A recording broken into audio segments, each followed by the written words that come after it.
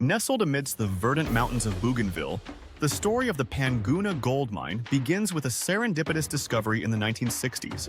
Beneath the lush canopy of the island's rainforests lay one of the richest deposits of gold and copper the world had ever seen. What started as whispers among geologists soon erupted into a whirlwind of industrial ambition, transforming this remote island into a beacon of global mining enterprise. By the 1970s, the Panguna Gold Mine had blossomed into one of the largest open-pit mines in the world, its massive terraces cutting into the earth like a colossal amphitheater of human ingenuity and ambition. The mine's economic impact was profound.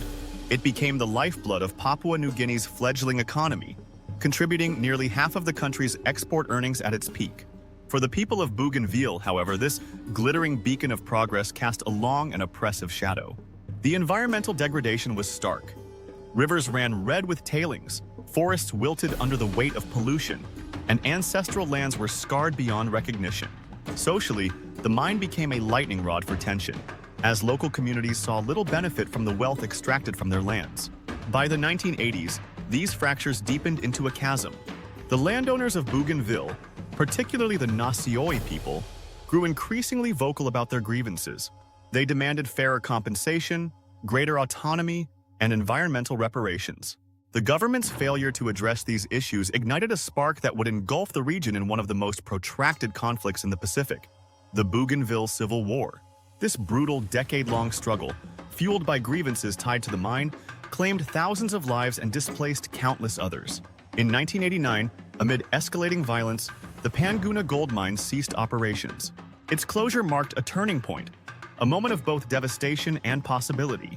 For Bougainvilleans, it was a hard-won reprieve from environmental destruction, but also a sobering reminder of the economic void left behind.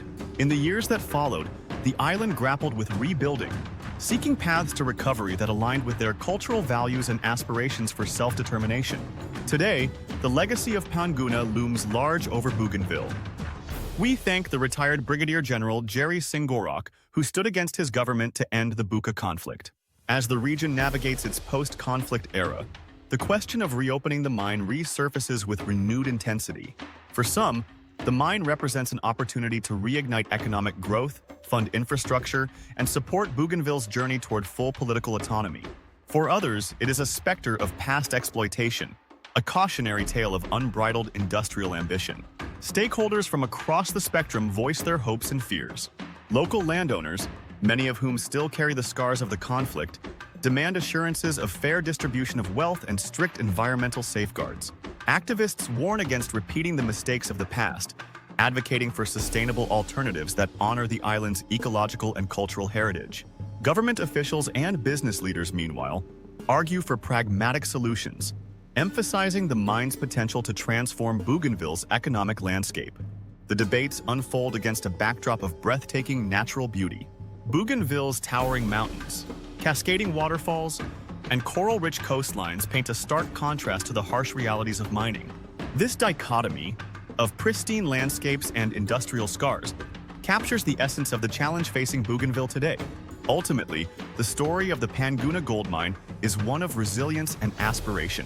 It is a testament to the Bougainvillean people's enduring quest for justice, dignity, and sustainable progress. Before we continue, like and subscribe to our narrative and support our work to inform you every day about stories you need to know. As they chart a course for the future, their voices echo with a universal truth: that true wealth lies not just in the minerals beneath the soil, but in the harmony between people, land, and legacy.